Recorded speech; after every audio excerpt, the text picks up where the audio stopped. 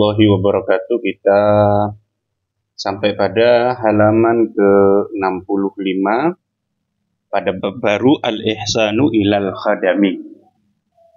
Berbuat baik, al-ihsanu berbuat baik ilal khadami pada para pembantu. Anil Ma'rur bin Suwaidin, diriwayatkan dari Ma'rur bin Suwaid. Qala Ma'rur berkata, Ra'aitu Aba Dzarrin Al-Ghifariya radhiyallahu anhu. Aku menyaksikan Abu Dzar Al-Ghifari. Wa alaihi hullatun, sedang berpakaian bagus. Wa alaihi, padanya hullatun, ada pakaian bagus. Wa ala ulamihi, begitu juga pada budaknya, pada pembantunya, hullatun, ada pakaian bagus juga. Jadi aku menyaksikan Abu Dzar berpakaian bagus, pun juga pembantunya atau budaknya berpakaian bagus juga, sama-sama bagus.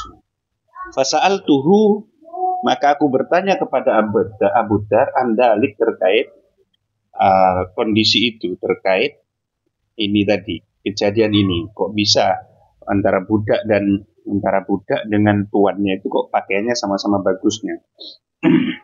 Faqala, kemudian Abu Dzar berkata, ini sesungguhnya aku sababtu, beradu mulut, saling mencaci aku rajulan dengan seorang laki-laki, dengan seseorang. Fasyakani ilan Nabi sallallahu alaihi wasallam, lalu orang itu melaporkan aku kepada Nabi. Faqala Nabi sallallahu alaihi wasallam, kemudian Nabi bersabda kepadaku, A'ayyartahu bi ummi, apakah kamu mencela, mencaci laki-laki tersebut dengan mencela ibunya? Ya. Apakah kamu mencacinya dengan menyebut ibunya sampai bawa-bawa ibunya segala? Innaka mru'un, sesungguhnya jika demikian kamu adalah seseorang fika jahiliyatun, yang padamu masih ada tradisi jahiliyah, ada sikap, ada karakter orang-orang jahiliyah. Summa qala, kemudian Nabi bersabda, inna ikhwanakum khawalukum, sesungguhnya saudara-saudara kalian adalah pembantu-pembantu kalian. Ini nanti akan dikupas oleh Sayyid Muhammad bin Alawi Al-Maliki. Seharusnya kan kita lumrahnya mengatakan sesungguhnya pembantu kita adalah saudara kita. Tapi saking ingin memperhatikan pembantu, Nabi mengatakan sesungguhnya yang membantu, sesungguhnya saudara-saudara kalian itu adalah pembantu-pembantu kalian. Ja'alahumullahu, Allah menjadikan mereka tahta aidikum, di bawah tangan kalian atau dalam kepemilikan kalian. Faman kana, barang siapa ada ahuhu, saudara orang tersebut, tahta yadihi, di bawah kepemilikannya, ya. Barang siapa saudaranya ada di bawah kepengawasannya atau kekuasaannya, falyut'imhu, maka hendaklah dia memberi makan saudaranya tersebut atau pembantunya itu mimma ya'kulu, dari apa yang ia makan. Makanan pembantu itu harus sama dengan makanan majikannya. Wal yulbis, dan hendaklah orang tersebut mandati, ya, memberi pakaian pada ahuhu tadi, pada saudaranya, mimma yalbasu, dari apa yang ia pakai. Pakaiannya pun disamakan, gitu. Wala tukallifu, dan janganlah membebani kalian semua, hum, pada para khadam tadi, para pembantu, ma yaghlibuhum, apa-apa yang membuat mereka kewalahan, apa-apa yang membuat mereka kewalahan atau tidak mampu. Fa in kallaftumuhum, jika kalian membebani mereka, ma yaghlibuhum, apa-apa yang mereka tidak mampu, fa'ainuhum, maka bantulah mereka. Jadi harus tahu diri, harus tahu posisi, harus tahu bahwa ini adalah manusia, bukan hewan, sehingga harus diperlakukan seperti layaknya manusia. Jika tidak mampu, maka dibantu.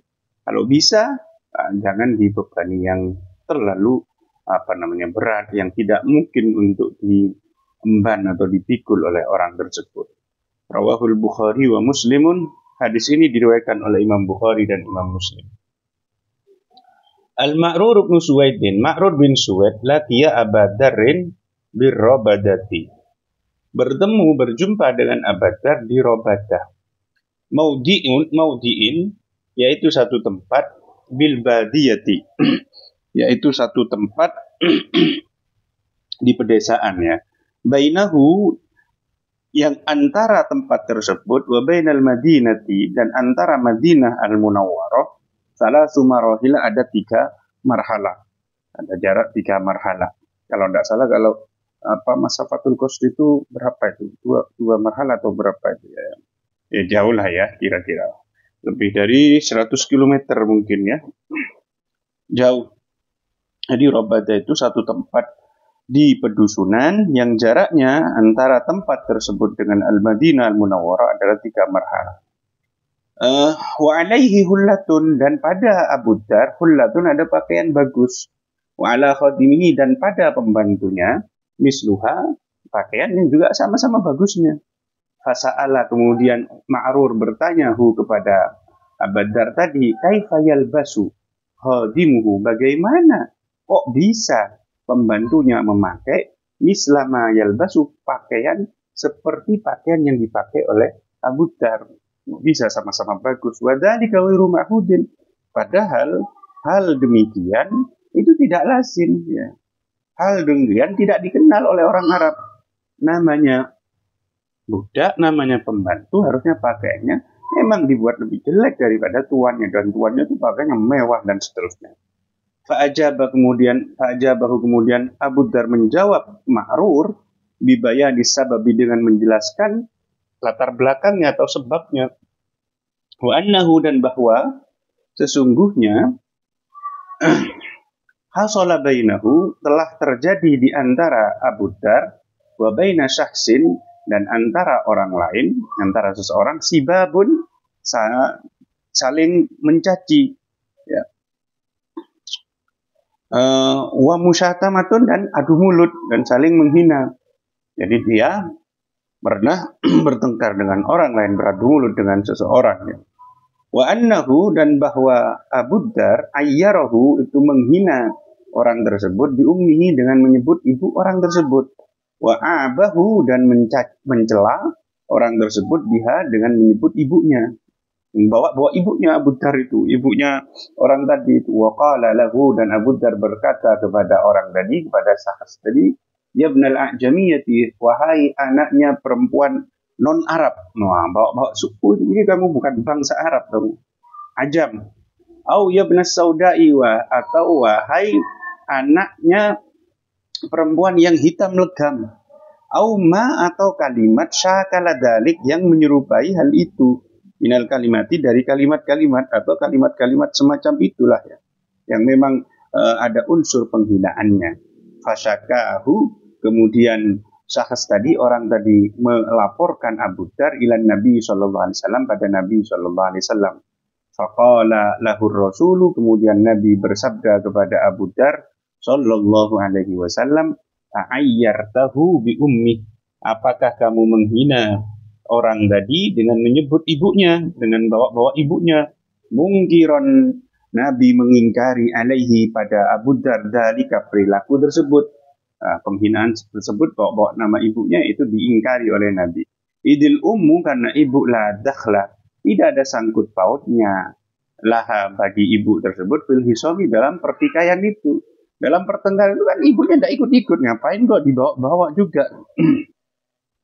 Wala taziru, dan tidak menanggung waziratun, seorang pendosa, wizra ukhra, pada dosa orang lain. Orang yang melakukan dosa itu hanya akan dibebani dosanya sendiri, dia tidak akan dibebani dosa orang lain. Lah ibunya tidak ikut apa-apa, tidak salah, malah disangkut pautkan.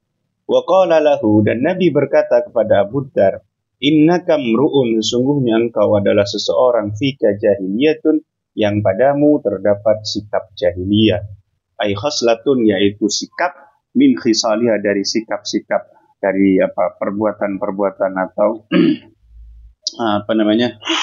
sifat-sifat jahiliyah, allati qada, yang telah memutus atau memangkas, alaiha, pada sikap tersebut, al-Islamu, Islam, yang telah dibabat habis oleh Islam. Jadi padamu itu masih ada sikap dan sifat orang jahiliyah yang sudah dibabat habis oleh Islam. Dia, yaitu kamu melampaui batas fil hisomi dalam pertengkaran.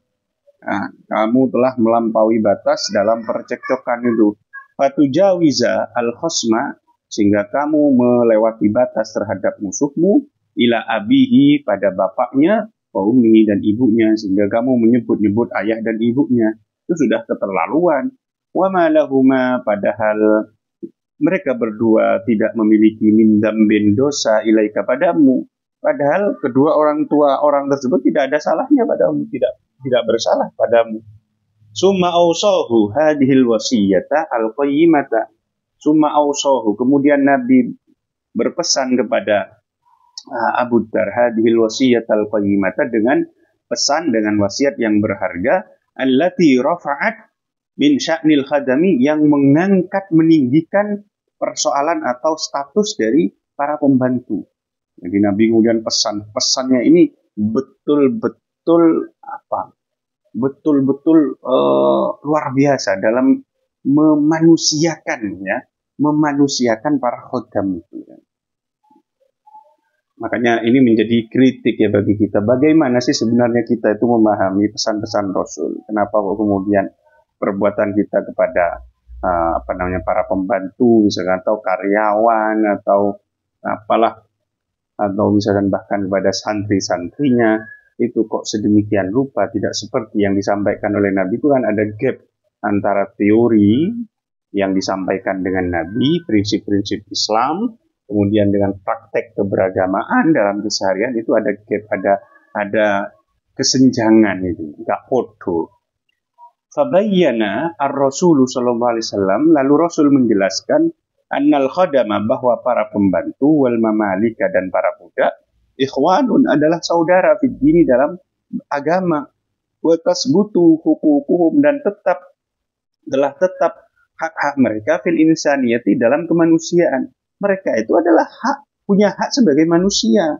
Mereka itu bukan hewan.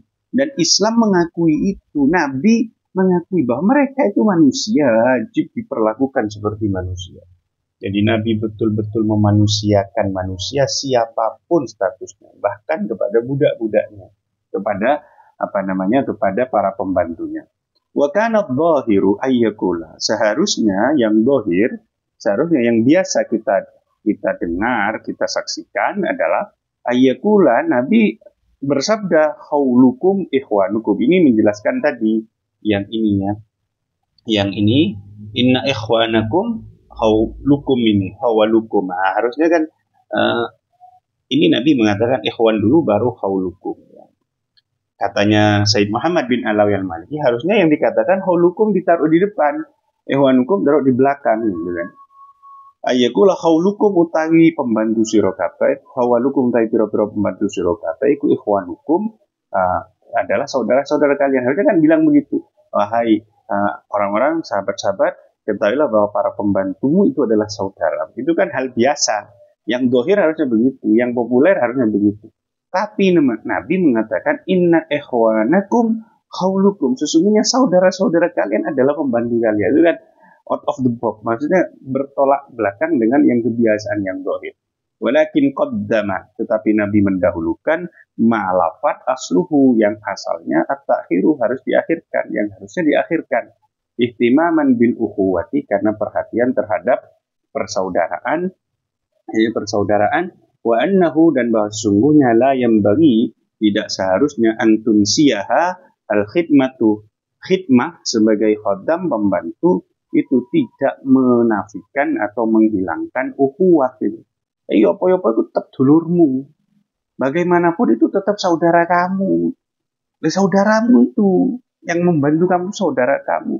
Jangan kemudian profesi tertentu, misalkan sebagai karyawan, sebagai pembantu, ART, dan seterusnya, itu menghilangkan ukhuwah itu yang betul-betul didahulukan oleh Nabi, sehingga mengatakan Nabi inna ikhwanakum hawalukum, bukan inna hawalakum ikhwanukum, bukan begitu. Wa halil khidmatu illa i'anatun, bukankah khidmah itu membantu atau menjadi pembantu itu hanya menolong, itu kan hanya pertolongan. Fakaifa naj'aluha sababa tahqirin wa ihana. Bagaimana mungkin kemudian kita menjadikan khidmah tersebut yang hanya membantu itu kemudian menjadi sebab orang itu dihina dan direndahkan? Kan kucluk, goblok, tolol. Wong ini orang sudah membantu kamu, harusnya kan malah kamu matur suwun, memuliakan orang yang membantu. Enggak. Membantu kok malah diidentikan dengan tahkir, penghinaan, remeh, rendah dan seterusnya. Itu yang berusaha diubah oleh baginda Nabi Muhammad Shallallahu Alaihi Wasallam. Innal ukhuwata wahdaha, ya kita mungkin jadikan ini dua video biar tidak terlalu panjang ya. Innal ukhuwata wahdaha, sesungguhnya persaudaraan wahdaha saja, da'iyatut tabjili wal ikram, itu sudah mengharuskan orang untuk saling menghormati, untuk menghormati dan memuliakan. Kamu terhadap saudaramu saja itu harus sudah tabjil, takrim, ikram, karena itu saudara kamu. Fakaifa idan dhammat ilaiha, bagaimana kemudian jika terkumpul kepada persaudaraan itu al-khidmatu, pelayanan, ya, wal ma'unatu, dan bantuan, dan pertolongan, wal musa'adatu, dan pertolongan. Nah, ini menjadi akhun saja, saudara saja itu sudah harus kamu ikram, menghormati. Bagaimana kemudian kalau yang saudara ini masih melayani kamu, membantu kamu, menolong kamu? Harusnya kan lebih dimuliakan. Tapi kok malah diidentikan dengan itu pekerjaan rendah, itu pekerjaan hina, itu adalah pekerjaan remeh dan seterusnya. Wa in kunta, dan jika kamu tahsibu, mengira, annaka, bahwa sesungguhnya kamu tutimul khadimah, telah memberi makan pembantumu. Loh itu tapi kan saya kasih makan tuh pembantu saya. Wa taskihi, dan memberi minum pembantu tadi. Wa taksuhu, dan memberi pakaian pada pembantumu. Wa tu'i, dan memberi tempat tinggal pada pembantu. Au tangkuduhu, atau kamu membayarnya ajron, dengan upah, ala khidmatihi, atas pelayanan orang tersebut. Fala tansa, maka kamu jangan lupa, annahu, bahwa khadimmu, pembantumu itu, yakumu, telah melakukan laka, untukmu, biumurin, dengan banyak hal, anta, di mana engkau mutorun, sangat butuh, ilaiha, pada hal-hal tersebut, bihayatika, dalam kehidupan kamu. Kamu jangan lupa bahwa dia telah mengurusi urusan kamu yang sedemikian banyak, yang kamu sangat membutuhkannya dalam kehidupan kamu. Wa kasiron mata jizu, dan seringkali kamu itu tidak mampu an mu'alajatiha, untuk melakukan hal-hal itu, wal qiyami biha, dan melakukannya. Boleh, dan seringkali kamu tidak mampu untuk melakukannya. Dia yang mencuci, dia yang ngepel, dia yang mencuci kora-kora, dia kemudian yang melipat, menyetrika, dia yang masak dan seterusnya, dia kemudian yang ngurusi segala hal. Itu boleh jadi seringkali kamu tidak bisa melakukan itu dan dibantu oleh pembantu. Bahwa pembantu itu yukamilu, menyempurnakan naksoka, kekurangan kamu. Dia telah membantu banyak kepada kamu. Wa yuwaffiru, dan menghemat lah ya. Nuhoni kalau bahasa Jawanya itu. Alaika, untuk waktaka, dan waktu kamu, dan dia menghemat waktu kamu. Dengan dia melakukan banyak hal sebagai wakil dari kamu, kemudian waktu itu banyak digunakan untuk yang lain dan dihemat. Bayangkan kalau semuanya harus dilakukan oleh dirimu. Wa yuhaqqiqu, dan mewujudkan waradoka, atau mewujudkan waradoka, tujuan kamu, dan dia yang mewujudkan tujuan kamu, merealisasikan keinginan-keinginan kamu. Wah, harusnya kan betul-betul matur suwun, berterima kasih kepada orang yang telah membantu seperti itu, dan jangan underestimate, jangan memandang rendah pada orang tersebut. Bagaimanapun itu adalah manusia. Ingat, Nabi memuliakan siapapun manusia itu, bahkan pada pembantunya. Maka jangan sampai orang yang mengatakan pewaris Nabi kemudian membalik lagi kondisi itu dan memandang para pembantu, para pelayan, para karyawan itu seperti budak, seperti hewan. Naudzubillah, siapa terus yang ditiru oleh kita? Wallahu a'lam bishawab. Subhanakallah wa bihamdik. Asyhadu an la ilaha illa anta. Astaghfiruka wa atubu ilaik. Assalamualaikum warahmatullahi wabarakatuh.